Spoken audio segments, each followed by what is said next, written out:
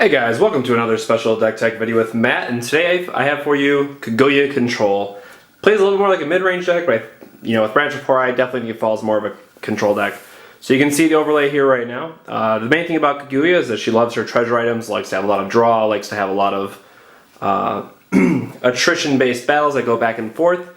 So I'll get a little bit more into the card selection, then you guys can see how certain cards interact with one another and get into what really makes Kaguya special.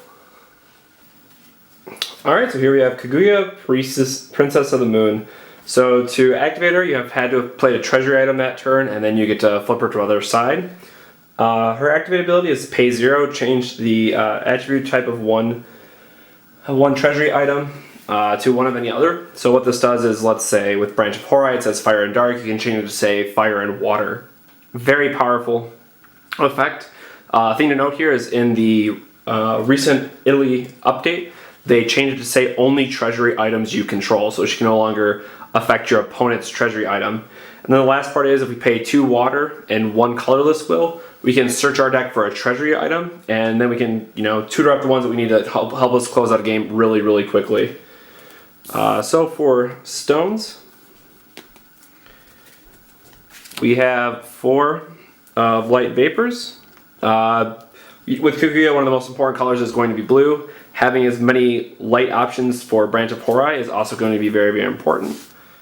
So we also run 4 dark depths.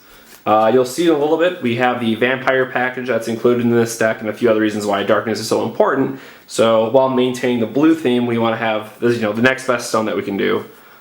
And then lastly, we have 2 Magic Stone of Heaven's Rift. Again, simply because this is going to allow us to have the little bit, darkness cost that we need to make sure hit our white light sources for Branch of Horai, and really just kind of smooths out the stone collaboration so that they can produce the most amount of colors that we're looking for in the deck. So if you're looking to have, the optimal stone lineup, you want to have 4, 4, and 2, with the 2 being the off colors of the other 2 stones.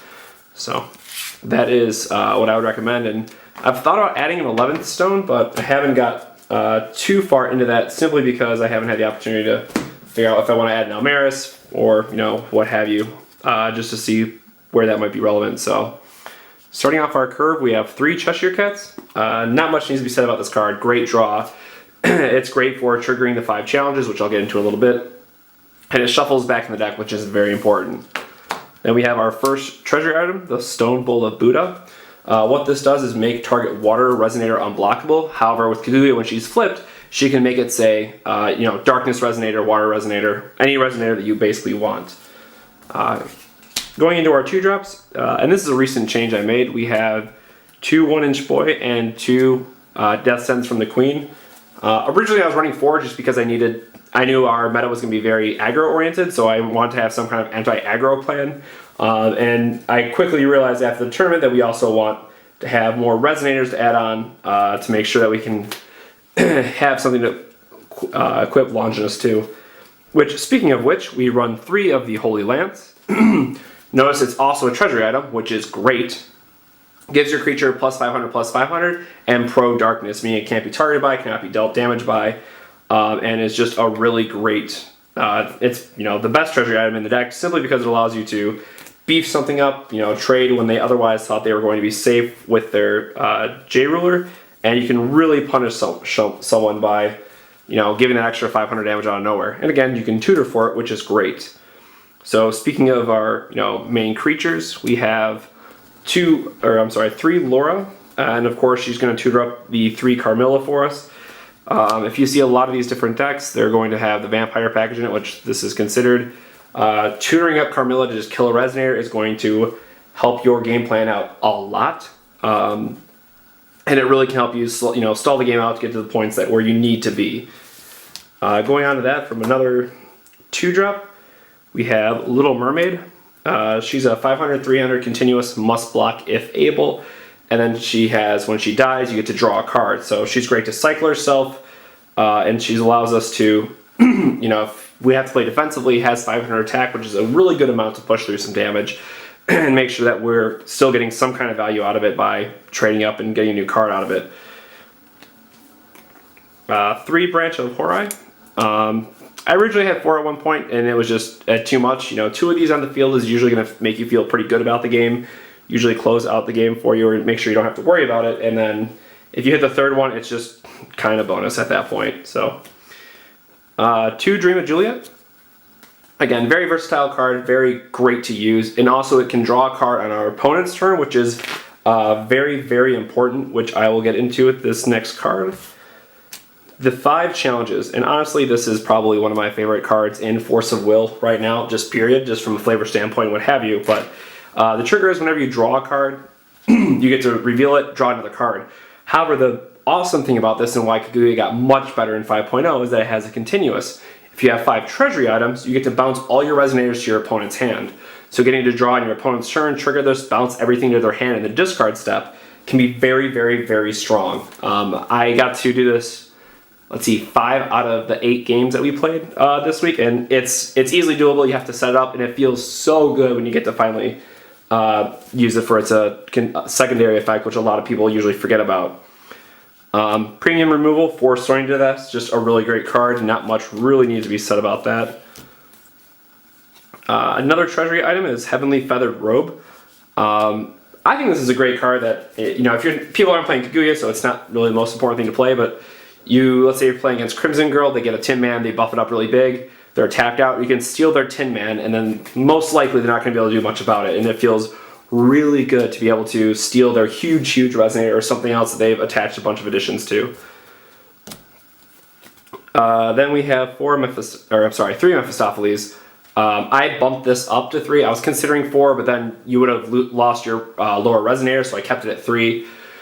Great creature. It's 1500 body, flying, target attack. If they target it, they lose 500 damage, and it just feels really good if this gets on the board and you're in a position where they have to answer it. And then I got greedy, and then I was even able to equip Longinus to it, so it was a 2000.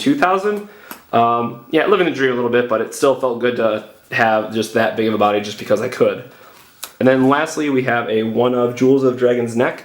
This is a 1 of just to recur our treasury items, like the Holy Lance, Branch of Horai.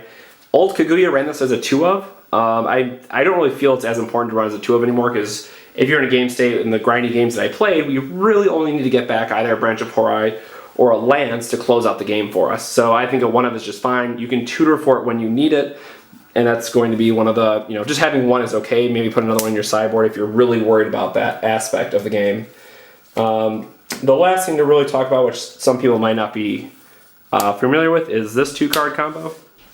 So if you put Lance on Little Mermaid, she becomes a 1800 thanks to her continuous ability. They must block if able. So what Kaguya can do is change the attribute of the Lance to either say pro whatever attribute it wanted to. So if they're blocking with a fire resonator, you can say fire. Your Little Mermaid lives, 9 times out of 10 their resonator is going to die because it's not going to have more than 1000 defense, and it really can just get to the point where you're plugging away at their creatures, or maybe you already have board control and you really want to go the more aggressive route, and you have the Stone Bowl of Buddah, and you can just close out a game that way by making it unblockable and really chumping out their life points. So put that right there. And this is even great. Let's say they have their own. They play their own guy that has flying. You can make your Mephistopheles unblockable and deal another 1500 damage that way. So having the 1 Stone Bowl of Buddah is really cheeky, and honestly, it's just a lot of fun. So closing thoughts on the deck. I do really like it a lot. Undoubtedly, it's going to struggle with aggro a little bit. And if I was going to change or alter any 4 cards, it would honestly probably be the 2 1-inch boys and 2 Death Sentence of the Queen. I'm not really set. We're not playing red, so we don't have Thunders. We don't have another really efficient removal spell. So it's really up to you. But I think the rest of the deck feels very, very solid. I would strongly recommend playing it if you like, if you like drawing almost your entire deck every single game. This is the deck to do it. I feel pretty confident that it's one of the harder decks to play, I will say, just up front. Like you have to set up your turns many turns in advance, and sometimes aggro decks just don't give you that luxury. So it's a little rough, but I definitely think it's a very fun deck to play, and many people should check it out. So hope you guys like that video for today. Kaguya Vampires, again, one of my personal favorite decks. Might be tier 1.5, whatever. It's a blast. playing the treasury items, getting to play the 5 challenges, bouncing your entire opponent's board to their hand at their end phase is awesome. And just watching them discard all the resonators that they hadn't played feels really great. So hope you guys like this video. Let us know what we can do for next time. Make sure to like, subscribe, comment. Let us know what you'd like to see in the next deck tech video. And I'll catch you guys next time on Force Will 101.